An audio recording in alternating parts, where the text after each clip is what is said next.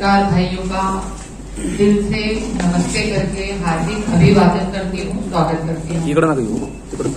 आज मेरा जो प्रेस कॉन्फ्रेंस लेने का जो कारण है वो ये है कि आज 1 साल से आप लोग सब देख रहे हैं, मैं एक जीवन ज्योति सामाजिक सेवा संस्था के माध्यम से कार्य कर रही हूँ, सामाजिक कार्य। और सामाजिक कार्य करते करते मैंने ये देखा कि जो करप्शन लेवल है वो आज महाराष्ट्र में इतना बढ़ चुका है कि जिसकी कोई ना अति दिख रही है ना कोई अंत दिख रहा है। हम किसी भी सेक्टर में ले लें, आज मैं सामाजिक कार्य करते करते मैं आज महिलाओं के लिए लड़ती हूँ, किन्नरों के लिए लड़ती हूँ। पिछले 1 साल से मैं कंटिन्यूशन में मैंने दिन रात एक करके लोगों की सेवा करी है, जीवन ज्योति सामाजिक सेवा संस्था के माध्यम से। पर आज जब लोगों ने मेरा सेवा करने का तरीका देखा और मेरी सेवा करने की भावनाएं देखी, तो लोगों ने मुझे कहा कि ताई आप खुद अपना एक पक्ष निकालिए, राजनीतिक पक्ष। क्यों? क्योंकि आज ये जो सत्ताधारी बैठे हैं, हम किसी भी पार्टी को उठा लें, 4 पार्टी है बड़ी हमारे महाराष्ट्र में, हम किसी भी 4 में से किसी को भी उठा लें, तो आज आप देखेंगे कि राजनीति और राजकारण कहाँ जा चुका है।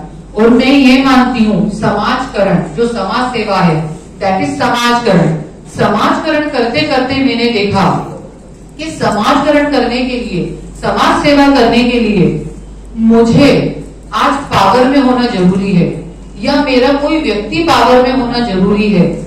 जब मैंने ये देखा तो मैंने ये पाया, और लोगों ने भी मुझसे बहुत रिक्वेस्ट करी कि ताई आप अपना खुद का पक्ष निकालिए। और आज सभी लोगों की विनती के अनुसार मैंने ये निर्णय लिया है कि मैं शिव शक्ति सेना नाम की एक राजनीतिक पार्टी का ऐलान करती हूँ यहाँ पे।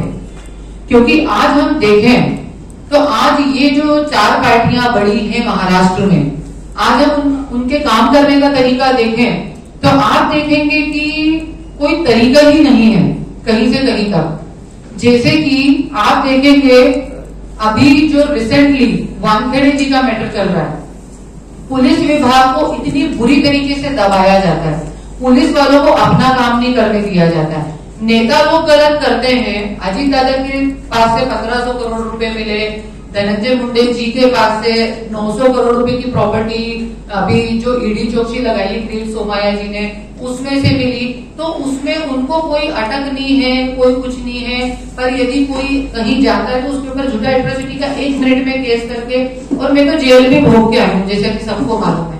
तो कोर्ट कचहरी, जेल और सारी सरकारी जो दफ्तर हैं, 1 साल से वही धक्के खा के आज मैंने ये निर्णय लिया है कि जो मैं अपना पूरा जीवन है मैं लोगों की सेवा में देना चाहती हूँ। और आज आप लोग ये देखेंगे कि जिस तरीके से आज सरकारी कर्मचारी लोग काम करते हैं, आज हम एसटी कर्मचारी को देखें, पिछले 1.5 महीने से एसटी कर्मचारी आजाद मैदान में भरी बारिश में 1 हफ्ते तक वो लोग भरी बारिश में बैठे रहे। पर ये जो सत्ताधारी हैं, आज जो सत्ताधारी हैं, उनको इतने तक तरीका नहीं है कि जाके सिर्फ जब आप वोट लेने जाते हो तो झूठे दावे वादे करते हो ना, तो आज आप क्यों नहीं वहां पे जाके एक झूठ बोल दो, एक झूठा दिलासा दे दो कि नहीं तुम्ही मागे घ्या, आम्ही करते, एक वर्षानंतर करते, अपन बघते काय करू शकते, तो वो लोग वहां से हट जाए। छोटे छोटे बच्चों को लेकर वहां एसटी कर्मचारी बैठे हुए हैं, पर इन लोगों को कोई फर्क नहीं पड़ रहा उस चीज से, जिसका मुझे बहुत दुख है। हद से ज्यादा अंदर से मैं दुखी हूँ। जो आज लोगों की आरोग्य सेविका, मैं सरकारी हॉस्पिटलों में विजिट करने जाती हूँ महीने में 1 बार, आरोग्य सेविकाएं मेरे पास हुई है, मेरे एफबी पे वीडियो डले, मैडम हम काम कर रहे, कोरोना में हमने इतना मर के काम करा, हमें पैसा नहीं मिला, सैलरी नहीं मिली, 12,000 रुपए सैलरी पर 8,000 मिलती है, वो भी 3-3 महीने के गैप में। शेतकरी को देखेंगे तो शेतकरी का भी वही हाल है, कहीं से कहीं तक कोई वो नहीं है। आज मेरे पति देव ने बोला कि 100 करोड़ दिए, अरे 15,000 करोड़ में से यदि आप 100 करोड़ देते हो तो वो पब्लिक फंड है। 15,000 करोड़ का सामाजिक न्याय का बजट रहता है और उसमें से यदि आप 100 करोड़ दे भी देते हो तो कौन सा बड़ा आपने एहसान कर दिया पब्लिक के ऊपर। पब्लिक का ही पैसा पब्लिक को ही दे रहे हो, 15,000 करोड़ में से 100 करोड़ दे रहे हो। ये एक विभाग की बात कर रही हूं मैं। राजनीति 25 साल मैंने अपने घर में जी है। एक देखना अलग होता है, सुनना अलग होता है, समझना अलग होता है, पर जीना अलग होता है। तो राजनीति जो है 25 साल मैंने जी है अपने घर में। एक एक चीजें देखती आई हूं मैं, कैसे लोगों को पुलिस वालों का दुरुपयोग करके झूठे केसों में फंसाया जाता है, उनको उनकी ड्यूटी नहीं करने दी जाती। आज आप देखिए नेता लोग गलत काम कर रहे हैं, आज ये 3 सत्ताधारी जो बैठे हैं वो लोग गलत काम कर रहे हैं, पर बलि किसकी दी जा रही है? हमारे पुलिस ऑफिसरों की। क्या IAS अधिकारी बनना, IPS अधिकारी बनना ऐसे कोई खेल है क्या? 24 घंटे में खुद IPS अधिकारी बनना चाहती थी अपनी लाइफ में। मुझे मालूम है कैसे IPS अधिकारी बनते हैं। 24 घंटे अपने माँ बाप सबसे दूर रह के और 10 साल दूर रह के बच्चे IPS अधिकारी बनते हैं। परमवीर सिंह जी को देख लो, उनको अपने पद पे से हटना पड़ा। वानखेड़े जी को देखो, अरे जात पात का काम नहीं है, ठीक है, उन्होंने झूठा दिया सच्चा दिया, that is depend on the future, वो कोर्ट डिसाइड करेगी। वो मैटर ही नहीं था, मैटर ड्रग्स का था, पर यहाँ पे मैटर कहां पे आगे उलझ गया? उनकी जात पात पे, जो कि बिल्कुल गलत है, और उनको अपनी नौकरी से हाथ धोना पड़ा। अरे तो जब आप पुलिस वालों को टारगेट कर सकते हो, गलत आप काम करते हो, नौकरी जाती है पुलिस वालों की, तो ये गलत है। ऐसा राजकारण आजकल जो चल रहा है उसको देखते हुए मेरे को ऐसा लगता है एक नई पहल होना चाहिए। और जैसा कि मैंने आपको बताया कि मैं एक सामाजिक कार्य करता हूं पिछले 1 वर्षों से, एकदम ग्राउंड लेवल पे मैंने, चाहे वो सरकारी हॉस्पिटल का बाथरूम हो, चाहे किसी गरीब की झोपड़ी का गटर हो, वहां तक मैंने समाजकरण किया। तो समाजकरण करने के लिए आज मैं एक ऑफिस पे जहां जाती हूँ तो मैंने देखा कि पावर होना बहुत जरूरी है, क्योंकि सामाजिक कार्यकर्ता ही जब पावर में आएगा तो लोगों के पास वो जा सकता है। जिसके लिए मैं पूरी महाराष्ट्र की जनता से एक अपील करती हूँ आज इस प्रेस कॉन्फ्रेंस के माध्यम से कि जितने भी हमारे सामाजिक कार्यकर्ता हैं, यदि कोई मुझे बोले, आज मुझे मेरे पति खुद आके बोले कि पम्मा मुझे तुम्हारी पार्टी ज्वाइन करनी है, तो मैं उनको बोल दूंगी जगह नहीं है, क्योंकि मुझे वेगड़ा राजकारण करायचं है मला आता। मुझे एक अलग राजनीति करनी है। अलग मतलब कैसी, आप लोग सोचेंगे कैसे अलग करेगी, ये एक अकेली औरत अबला है ना, पर सब कुछ हो सकता है। Everything is possible in this world. Subhash Chandra Bose ji ने भी नारा दिया था, हमारे गांधी जी भी इतने बड़े थे फिर भी अपना घर छोड़ के, आज मैं भी अपने घर में जाऊं तो खा पी के आराम से पूरा वर्ल्ड घूम के आराम से रह सकती हूँ। धनंजय मुंडे की पत्नी हूँ 25 साल से, आराम से रह सकती हूँ, मुझे कुछ करने की जरूरत नहीं है, यहाँ इतनी देर तक बैठने की जरूरत नहीं है। पर मैंने ये सोचा, मैंने ये निर्णय लिया, यदि सब औरतें ऐसी सोच के बैठे रहेंगी, मंत्री की सब बीवियां ऐसी सोच के बैठी रहेंगी, तो ये धर्रा चलता ही रहेगा, कभी कहीं से कोई कुछ नहीं होगा। तो मैंने सोचा कि जब मैं कूदी ही हूं तो एक नया काम करना है मुझे, और मैं आज यहाँ पे महाराष्ट्र के इस प्रेस कॉन्फ्रेंस के माध्यम से जितने भी समाज सेवी हैं हमारे, जो लोग एक से एक पढ़े हीरे, हमारे एक से एक हीरे, हम आपको एक्सप्लेन नहीं कर सकते, बिकॉज ये जो प्रेस कॉन्फ्रेंस है इसका टाइम बहुत छोटा होता है, इसके लिए मैं एक्सप्लेन नहीं कर सकती। बाकी समाज सेवी कैसे कैसे पढ़े, मैं खुद मंत्री की बीवी होकर सरकारी हॉस्पिटल की बाथरूम से लेकर गटर तक देखती हूँ लोगों के, क्योंकि मुझे दिल से करना है। ऐसे कई लोग हीरे, ऐसे हीरे पड़े समाज सेवा वाले हमारे, तो मैं उन समाज सेवियों से हाथ जोड़ के उनका आह्वान करती हूँ कि वो भी आए और वो भी इस मुहिम में जुड़े, और समाज सेवा जो बहुत सालों से कर रहे हैं, 10 साल से 5 साल से, पर वो लोग भी बेचारे जाते हैं IG ऑफिस के पास, मंत्रालय के पास, आजाद मैदान में बैठे रहते हैं अन्याय मांगने के लिए, पर कोई सुध नहीं लेता। मैं आपको हजारों वीडियो से भेज सकती हूँ, मेरे FB पेडल में देख लेना आप।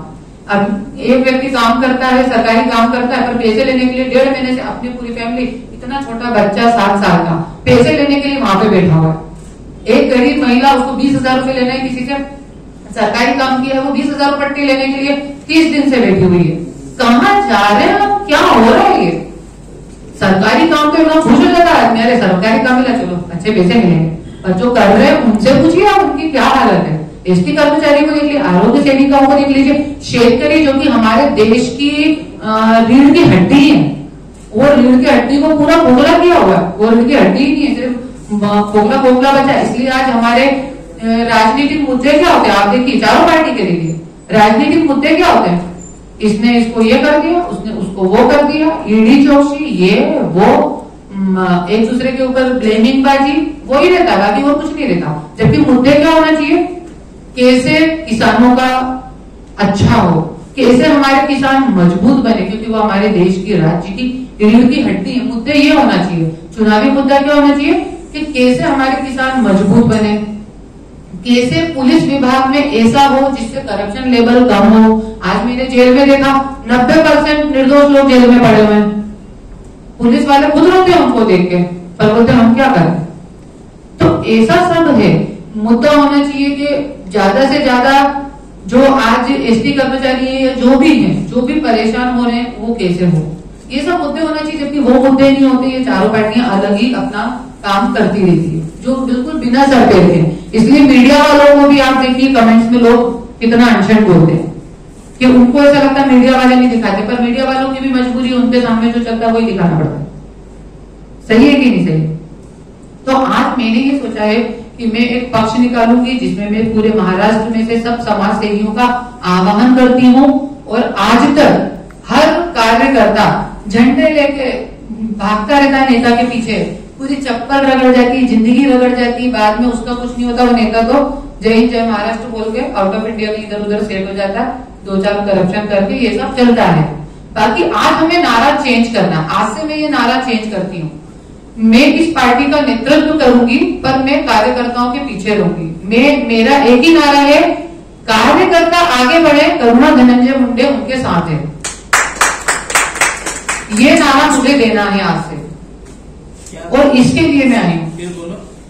कार्यकर्ता आगे बढ़े, करुणा धनंजय मुंडे उनके साथ है, और मैं ये चाहती हूँ जिन कार्यकर्ताओं ने कई नेता बना के निकाल दिए अपने हाथ के नीचे से, वैसे कार्यकर्ताओं की, वैसे क्रांतिकारी समाज सेवियों की मुझे जरूरत है। 151 क्रांतिकारी समाज सेवी मुझे चाहिए, और मैं लेके रहूंगी, मैं ढूंढ के रहूंगी उन हीरो को, उन हीरो को। अभी यहाँ पे भी जो बैठे हैं ये हम सब समाज सेवी ही हैं, ये एक अमूल्य हीरे हैं, ये साधारण लोग नहीं है, ये अपनी जान तक देके समाज सेवा करना चाहते हैं, और ऐसे कई है, मुझे मालूम है, मेरे से आते रहते हैं दिन रात लोग मिलने, मैंने उन लोगों को ढूंढ निकाला है।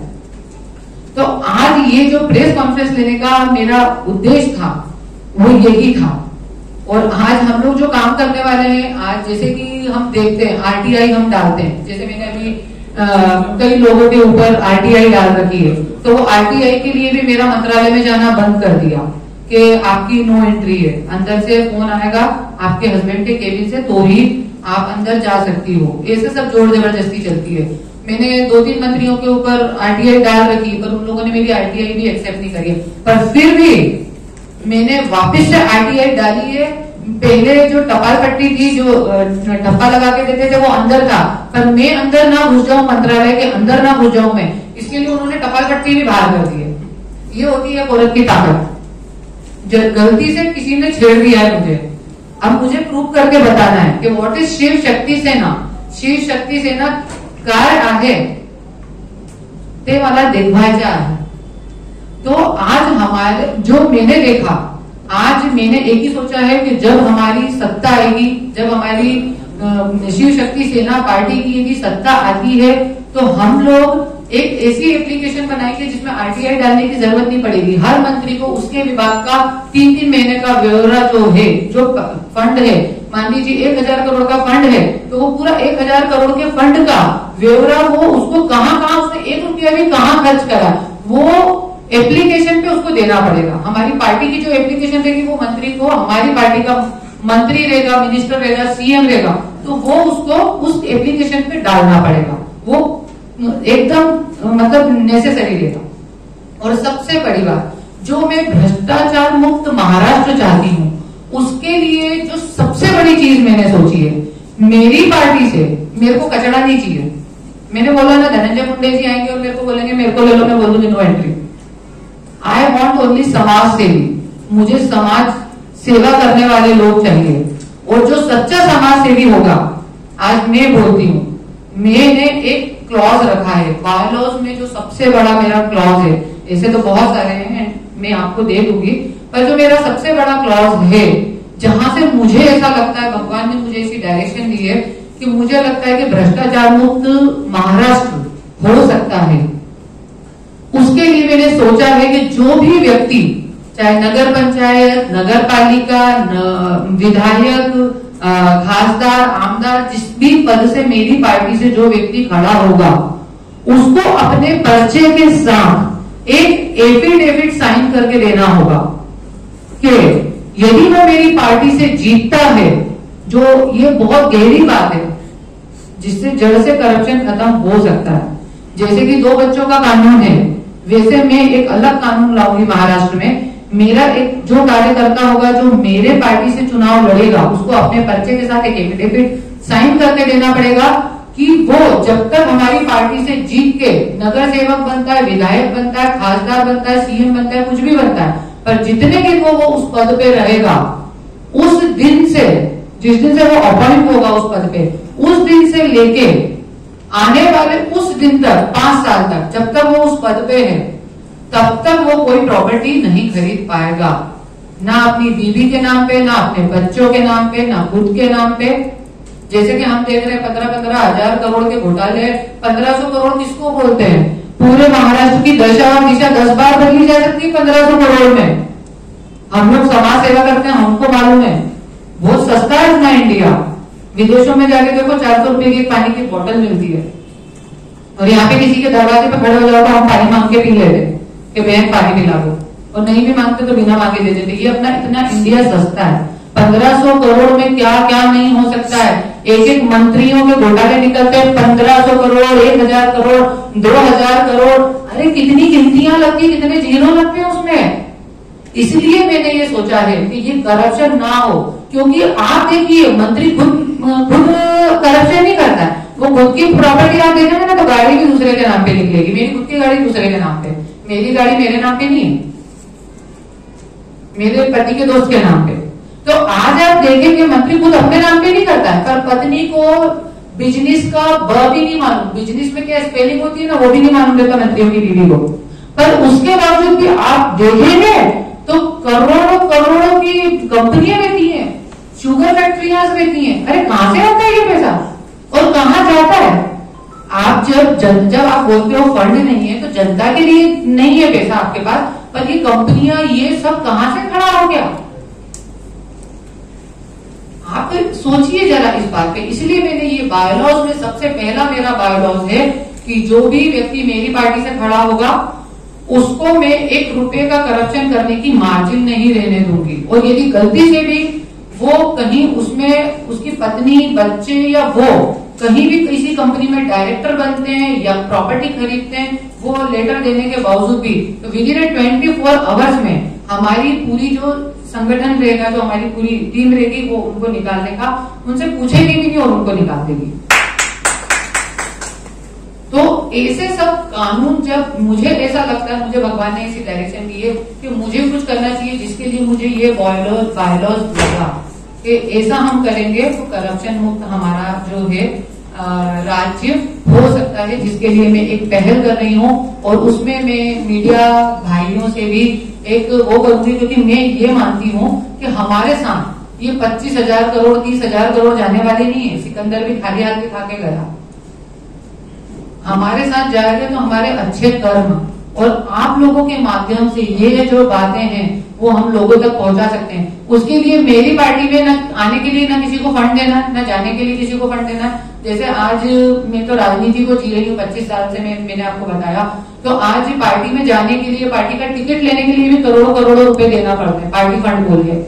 मंत्री पद भी लेना हो तो उसमें भी करोड़ों रुपए में आपको बता नहीं सकती कितने करोड़ रुपए देना पड़ते हैं पार्टी फंड बोल के। तो हमारे ये ऑप्शन ही नहीं रहेगा। बस आपकी ईमानदारी और आपका काम जो आप सालों से कर रहे हो, आपको प्रूव करना पड़ेगा कि हमने इतना काम लोगों के लिए करा है। तो आपके पास हम पार्टी फंड अपना जनता से इकट्ठा करेंगे। आज मेरे पास भी उतना पैसा नहीं है, पर मैं जनता से ये पैसा इकट्ठा करूंगी और कोई गरीब भी मेरी पार्टी में कार्यकर्ता आके जो ईमानदारी से बताएगा कि मैंने ये काम किया है, तो मैं उसके लिए भी प्रॉपर खुद फंड खर्च करके उसको खड़ा करूंगी, उसको जिता के लाऊंगी, क्योंकि मुझे गंदगी साफ करनी है और इसमें कमल के फूल खिलाने इस दलदल में।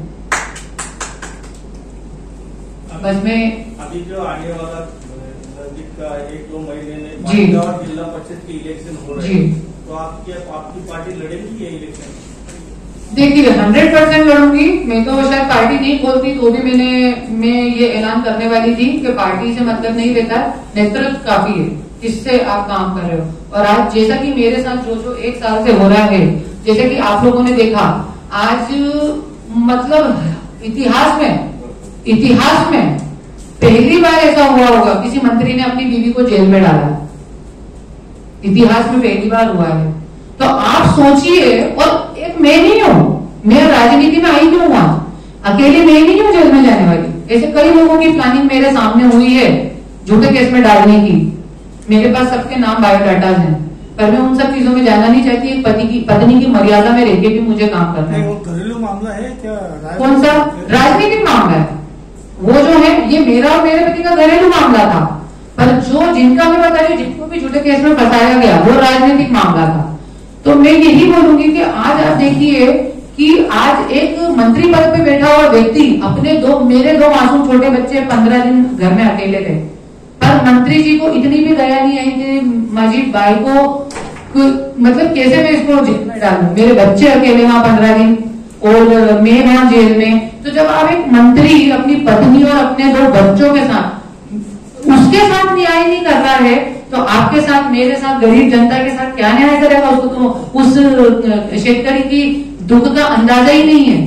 आज मैं ये चाहती हूँ कि हमारे देश में कृषि विभाग में वो मंत्री बने जिसके पिता ने खेत में आत्महत्या की है, गृह मंत्रालय उसको दिया जाए जिसके पिता ने शहीद हुआ है देश के लिए, उसके बेटे को दिया जाए। ऐसे लोग आए ना। आज परिवहन मंत्री उसको बनाया जाए जो 50 बार हमारे एसटी कर्मचारी शहीद हुए, क्रांतिकारी शहीद हो गए, वो अभी भी हो रहे हैं, उनको फर्क नहीं पड़ता। मैं रोज देखती हूँ उनको, रोज मेरा पार्टिंबा है पूरा, उनका नेतृत्व कर रही हूँ मैं आज 1.5 महीने से। पहले ये बीजेपी वाले आगे हो गए फिर पीछे चले गए, ऐसा कोई होता है? और जिस दिन पीछे गए आप यकीन मानेंगे ऐसी धारणा है उन लोगों की, खाना तक नहीं दिया था उन लोगों को। रात को 11 बजे ये और मैं खाना देकर आए जाके, सोचिए आप, ऐसा होता है कोई? गली के कुत्ते को हम खाना खिलाते हैं, तो क्या मेंटेलिटी है इन लोगों की? और आज क्या मैं कार्यकर्ताओं से भी बोलूंगी इस प्रेस के माध्यम से कि जो कार्यकर्ता अपने नेता के लिए काम करते हैं उसका चरित्र देखें, उसका चित्रण देखें। 25-25 FIR वाले लोग, मेरे पति ने मुझे बोला था 25 FIR होना चाहिए जब जाके एक मंत्री बनता है। मैं देख के मैं बजा के बताऊंगी बिना FIR वाले मंत्री। सामाजिक काम करताना पक्षात का काढावा असं तुम्हाला वाटतं? ते मी म्हणली ना तुम्हाला, कशाला काढायचंय मला ते म्हणली मी, क्योंकि मैं 1 साल से सामाजिक कार्य कर रही हूँ, राइट। आज हम किसी भी ऑफिस में जाते हैं, आज मैं एक औरत हूँ, मैं एक वक्त में एक ही काम कर सकती हूँ। तो आज मैंने देखा मंत्री की बीवी होने के बावजूद भी मुझे MC ऑफिस में जाना है। इतर पण पक्ष आहेत, इतर पण आहेत, त्याचा तुम्ही कधी विचार नाही केला का? नहीं केला ना, कई सारी पार्टियों के मुझे इन्विटेशन भी है।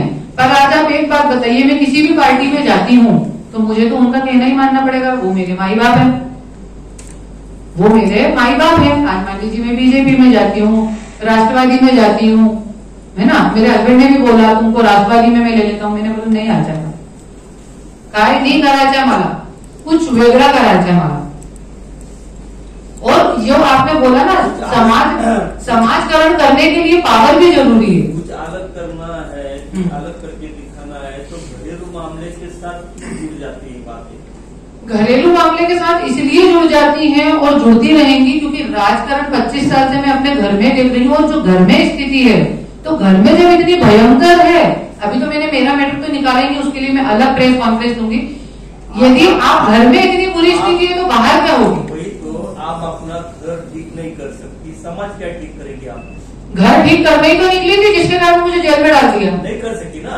नहीं कर नहीं सकी, तो वो तो मेरा पति पावर में है ना। समाज कैसे ठीक? नहीं, पति पावर में है ना, पति पावर में है और पति एक है, जनता अनेक है। एक व्यक्ति को मैं ठीक नहीं कर सकती और वो पावर में है, क्योंकि पर आज यहाँ पे पूरा दुनिया को वो करना है। तो आज जिसको मेरी बात समझ में आएगी वो मेरे साथ आएगा। राजकीय पार्टीच का काढायची तुम्हाला? कारण समाज कार्य करत असल्याचं अनेक अण्णा हजारेसारखं उदाहरण आहे महाराष्ट्रामध्ये। त्यांनी समाज कार्य केले, आतापर्यंत कोणतीही पक्ष पार्टी काढली नाही। आज हाँ, अन्ना हजारे जी का अच्छा आपने उदाहरण दिया है। राजकीय पार्टी करने का मेरा उद्देश्य ये है। आज आप देखिए 1.5 महीने से जो हमारे एसटी कर्मचारी बैठे हैं, क्या हो रहा है आंदोलन करके। एक भाई मैं आपको वीडियो भेज दूंगी, मेरे एफबी पे डला हुआ है। वो भाई 40 दिन से सरकारी काम करके उसको 20 लाख रुपए लेना है और सरकारी काम करके उसको नेता के लोगों ने मारा, खून निकाल दिया और वो पैसे लेने के लिए वहाँ आजाद मैदान में आज 39 दिन से अपनी बीवी बच्चा और सबको लेके बैठा। उसका 7 साल का बच्चा उसके साथ बैग लेके घूमता है। मैंने खुद ने उसको अपना लेटर दिया और उसको बोला जिस नेता से उसको पैसे लेना है, मैंने खुद ने अपने संस्था के लेटर पे लिख के दिया उसको कि आप इसको पैसे दे दो वरना मैं खुद आऊंगी आपके सामने लड़ने। तो आज समाजकरण जो है, समाजकरण, आज आप एक बात बताइए, जो भी जैसे मान लो राज्य परिवहन विभाग है, सामाजिक न्याय विभाग है, जो भी विभाग रहते हैं उसमें जो फंड रहते हैं वो किसके लिए रहते हैं? समाज कार्य के लिए रहते हैं। तो समाज कार्य करने के लिए कहीं ना कहीं हमें पावर जरूरी है, क्योंकि आज हम लोग कहीं जाते हैं तो हमको पुलिस उठा के ले जाती है, बंद करती है, गलत हमको कितना। एक बाथरूम था मुंबई में, एक आपको उदाहरण बताती हूँ। शिवसेना ने बाथरूम बना के रखे थे 20, वहां पे मुंबई जैसी जगह पे मलाड का हाईवे की बात कर रही हूँ मैं, कहीं और की बात नहीं कर रही हूँ मैं। उस बाथरूम का मैंने वो जो एमएलए थे उनको मैंने फोन किया कि प्लीज आप ये बाथरूम खोल दीजिए। 4500 बुजुर्ग, कम से कम 30-40 बुजुर्ग लोगों की हड्डियां टूट गई। वो मोबाइल बाथरूम होते हैं ना, ऐसे वो मोबाइल बाथरूम 4-5 मोबाइल बाथरूम में 4500 लोग जाते थे। आप सोच सकते हैं, बिना पानी के टॉयलेट जाना, आप समझ सकते हैं। और मैं जब वो करने गई तो उन्होंने मुझे 149 का नोटिस दे दिया। तो आज आप बताइए, समाजकरण करना है मुझे, समाज सेवा करना है, तो उसके लिए पावर जरूरी नहीं है। और आज हमारे जो समाज सेवी भाई हैं जो आज इतने दिन से जूझ रहे हैं, आज मेरे पेट में भूख है तो उनके सामने वाले की भूख का अंदाजा होगा। आज इसीलिए मैं समाज सेवी भाइयों का आह्वान कर रही हूँ। आप देखिए, मैं किसी और का आह्वान नहीं कर रही हूँ कि कोई बड़ी पार्टी का बड़ा नेता मेरी पार्टी में आ जाएगा, ये वो नहीं। मैं समाज सेवियों का आह्वान कर रही हूँ। क्यों? क्योंकि मैंने भी करा, इसलिए मुझे फील हुआ ना, नहीं तो मैं भी अपने घर में बैठी रहती। ऐसा है जी। हजारे ने भ्रष्टाचार मुक्त आंदोलन खड़ा किया है जी, वो भ्रष्टाचार के खिलाफ ही काम कर रहे हैं जी, और आपका एम भी वही है जी। तो आप उनसे मिलकर आशीर्वाद लेंगे या उनसे कुछ मदद मांगेंगे? वो भी बड़े समाज सेवी है ना। मैं उनसे जरूर मिलूंगी। मैं 4 बार अपॉइंटमेंट ले चुकी हूँ पर मुझे अपॉइंटमेंट मिल नहीं रहा है उनका। आई डोंट नो व्हाई, मैं नहीं जानती क्यों, पर मैं 4 बार उनसे अपॉइंटमेंट ले चुकी हूँ। इनफैक्ट मैं एक बार उनके घर पे रात को 12 बजे हम लोग निकल गए थे उनसे मिलने के लिए कि नहीं, उनका आशीर्वाद लेके ही समाज कार्य चालू करा जाए। इतनी बड़ी हस्ती है वो। तो पर मैं उनके घर पे बाहर जाके 1 घंटे खड़े रह के आई। अब आप लोग राजनीति सब समझते हैं, ज्यादा मेरे को बोलना नहीं, नहीं तो फिर आप बोलेंगे ले के बाद घर पे आ जाएंगे। अन्ना जी किसी राजनीति में नहीं आ सकते, आपको तो मिलना ही चाहिए, मिल सकते हैं। नहीं, मुझे पर मैं उनको 4 बार कॉल कर चुकी हूँ, मेरे पास सारा ट्रैक रिकॉर्ड है और फोन का, और ऑलरेडी हम लोग बहुत बार बात कर चुके, पर वो नहीं मिले मुझसे आज तक। 4 बार मैं घर पे जाके 1 घंटे बाहर खड़े रह के आई हूँ उनके।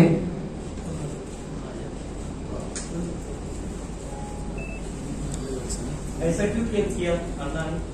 आई डोंट नो, मुझे नहीं। आपको क्या लगता है? नहीं, मतलब हो सकता है शायद फिर आप वही बोलेंगे कि पति पे बात आ जाती है, क्योंकि जैसे कि हमारा गर्भवती मैटर भी चल रहा है मेरे हस्बैंड के साथ। और सिर्फ एक बात मैं आपको बताऊं, 25 साल 16 साल की उम्र में मैं अपने पति को मिली थी और आज 25 साल हो गए मुझे उनके साथ। पर मैंने अपना जीवन सिर्फ एक परमात्मा में और अपने पति के लिए, तरक्की हो उनकी, वो मंत्री बने, इसमें ही गुजारा है। मेरे बच्चे, मेरे नौकर, हम लोग सब बस एक ही प्रार्थना करते थे कि मेरे मंत्री बन जाए, मेरे पति मंत्री बन जाए। पर मुझे ये नहीं मालूम था कि मेरे पति को मैं मंत्री बना दूंगी तो वो मुझे धक्के उड़ेंगे। जबकि मैं एक साधारण, एकदम साधारण औरत हूँ कि जो लहसुन प्याज खाने को भी पाप समझती है। लहसुन प्याज खाने को भी मैं पाप समझती हूँ, क्योंकि मैं ब्रह्मा कुमारी को फॉलो करती हूँ पिछले 20 सालों से। आप लोग सब जानते हैं ब्रह्मा कुमारी के जो फॉलोवर्स हैं वो कैसे होते हैं। तो मेरे को ये राजकारण, राजनीति कुछ नहीं करना चाहिए। इसलिए मुझे लोग बोल रहे हैं ना, अभी आप नगर सेवक के चुनाव में खड़े होइए, ये करिए, वो करिए। पर मैंने आपको क्या बोला, मुझे नेता नहीं बनना है, मुझे नेता बनाना है।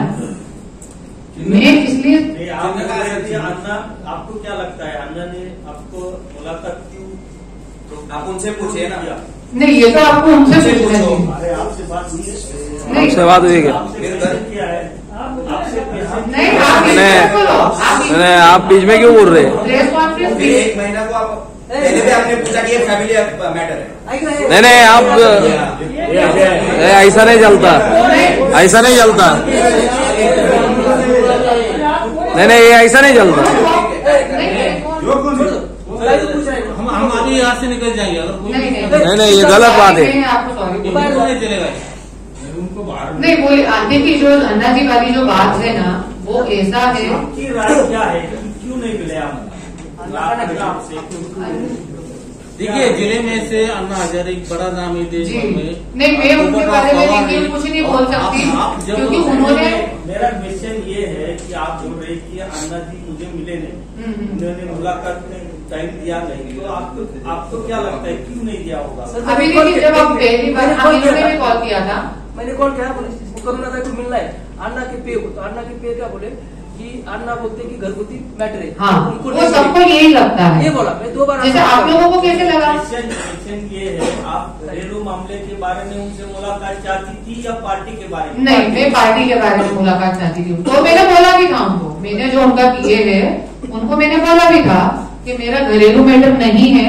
आप ये सोच लीजिए, मैं इतना 500 किलोमीटर गाड़ी में ड्राइव करके, और मैं खुद ड्राइव करती हूँ अपनी गाड़ी, और खुद ड्राइव करके आई हूँ, तो मैं घरेलू मैटर लेके नहीं आई हूँ। मेरा घरेलू मैटर मेरे पति और मैं बैठे तभी निपट सकता है, ना पुलिस वाले निपटा सकते हैं, ना कोर्ट कचहरी निपटा सकती है, क्योंकि आप लोग भी किसी न किसी के पति हैं। तो आप आपने लिखित स्तर पर स्रोत में कुछ उनको भेजा है? लिखित स्तर पे हमने मेल भेजा था ना उनको, क्योंकि अन्ना घरेलू मामले या पक्षीय मामले में दखल नहीं देते। आपने अगर आपकी जो सोच है सामाजिक कार्यकर्ताओं को लेकर, तो आपको पार्टी उसमें भी वो भ्रष्टाचार मुक्त का जो आपका ये है, वो उसमें उनका काम चल रहा है, वो जिंदगी भर उन्होंने वही काम किया है। अच्छा, तो इसके लिए वो आपको, हाँ वो तो मुझे मालूम है। हाँ, तो कभी नहीं, पर मैंने उनसे 3-4 बार मिलने की कोशिश करी। कोरोना का भी कुछ उन्होंने बताया था कि कोरोना में वो नहीं मिल रहे हैं। परसों ये बोल रहे हैं, आपने लिया अपॉइंटमेंट? अभी पार्टी घोषित की है, उसका कुछ झंडा चिन्ह क्या रहेगा? नहीं, अभी तो मैंने चिन्ह नहीं, अभी मैंने सिर्फ नाम डिक्लेयर किया है। अभी मैं महाराष्ट्र दौरे पे निकलूंगी, पूरी जनता की राय जानूंगी कि जनता की राय क्या है, क्योंकि मैं जनता के लिए उतरी हूँ। नहीं तो मैं भी खा पी के मस्त घर में रह सकती थी, पूरी दुनिया घूम सकती थी। पर जी, शिव शक्ति सेना। हाँ, ये शायद पहला एक रजिस्ट्रेशन है चंद्रकांत हांडोर जी का पार्टी था। मैंने कॉल किया था। ये नहीं, ये अभी तक नहीं, ये रजिस्ट्रेशन किया है? नहीं, वो काम चालू है। नहीं, अभी काम चालू है पूरा।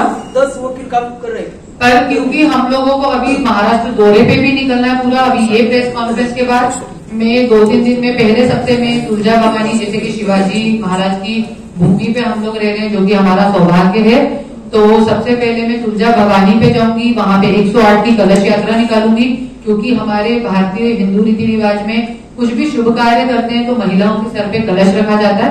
तो 108 की मैं कलश यात्रा निकालूंगी, और उसके बाद वहां से फिर मैं महाराष्ट्र दौरा अपना चालू करूंगी।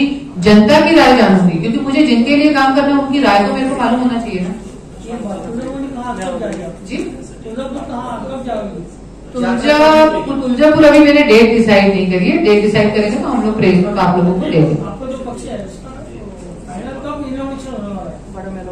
बड़ा मेलावा लेंगे हम लोग पहले सबसे 108 का जनवरी, 30 जनवरी तक।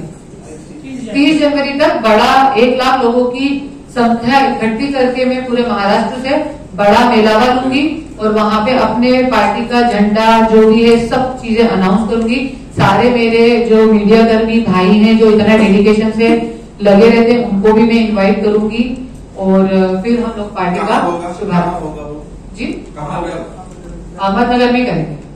जी, ऑफिस कहाँ रहेगा उसका? जी, हेड ऑफिस कहाँ पे रहेगा पार्टी? मुंबई।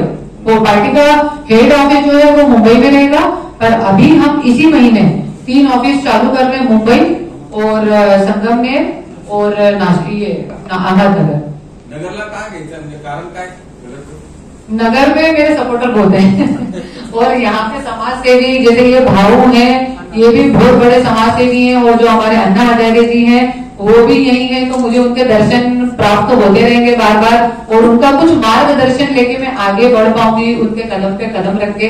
तो मुझे ऐसा लगता है, तो इसलिए मैंने नगर को चुना है। आपने भी बातचीत, हालांकि मेरे लिए बहुत डिफिकल्ट है क्योंकि मेरे भी 2 बच्चे हैं, मतलब टीनेजर बच्चे हैं, उनको छोड़ के मुझे मुंबई अहमदनगर अप डाउन करना पड़ता है। पर मेरे लिए बहुत डिफिकल्ट है, पर मैं ये मानती हूँ एक बार इंसान यदि ठान ले तो कुछ नामुमकिन नहीं है। आपने भी कहा बातचीत में कमल खिलाना, जी जी, कमल कब क्यों अपना कमल कमल बच्चे देखिए, कमल मतलब बीजेपी वाले कमल को मत समझिए। कमल एक पवित्रता का प्रतीक है, पता है आप।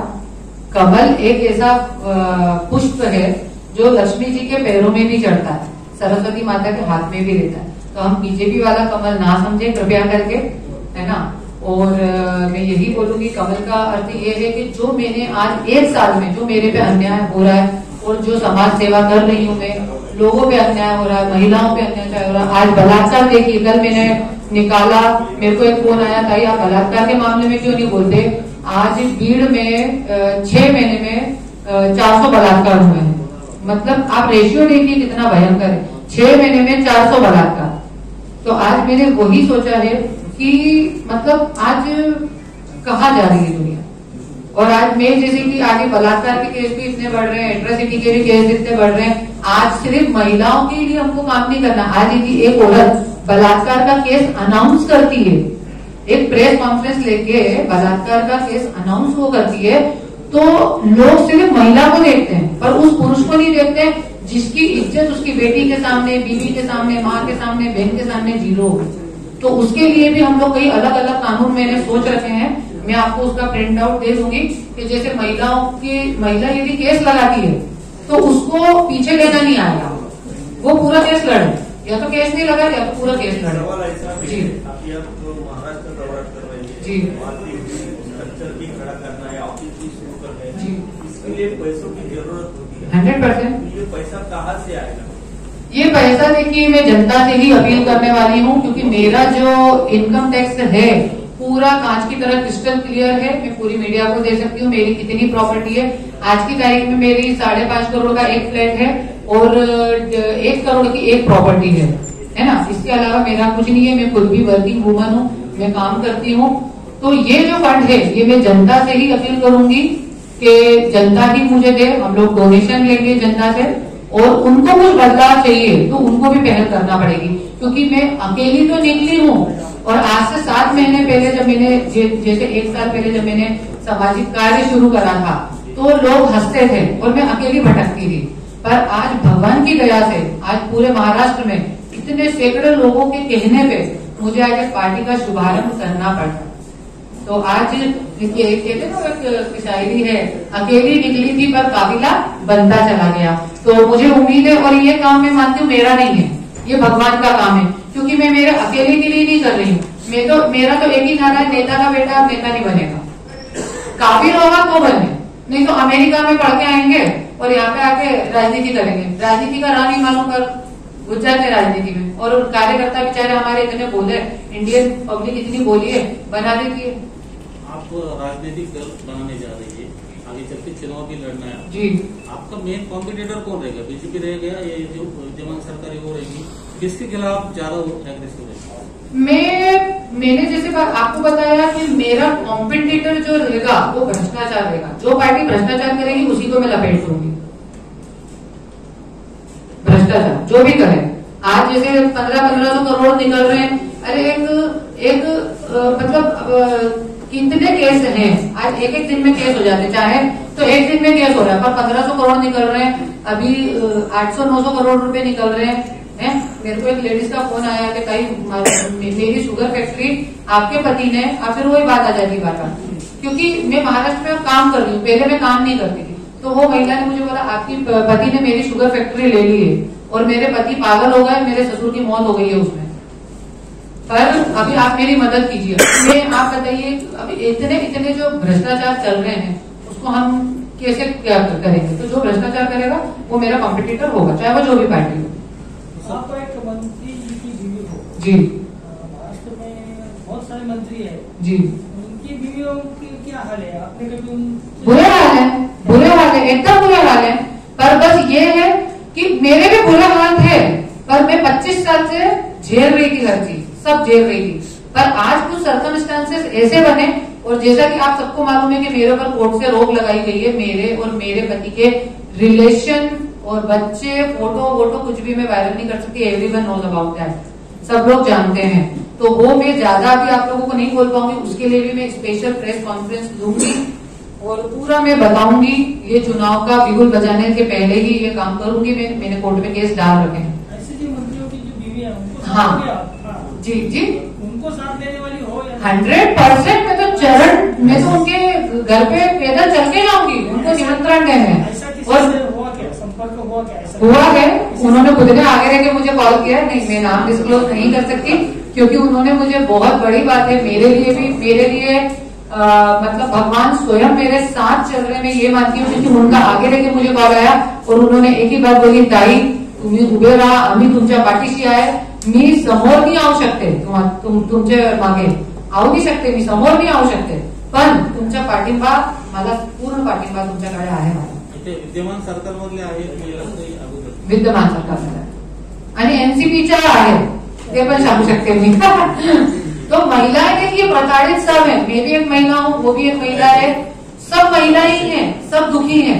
पर उतनी हिम्मत मेरे में भी नहीं थी, मेरे में इतनी हिम्मत नहीं थी, मैं आपको बता नहीं सकती। फिर वही बात आ जाती बार बार, मैं अपनी प्रेस कॉन्फ्रेंस में वो सब बोलूंगी जो मेरे घरगुती का मैटर रहेगा। तो आज मेरे में भी इतनी हिम्मत नहीं थी कि मैं कभी किसी पुलिस वाले से बात कर सकूं, मेरे में भी वो हिम्मत नहीं थी।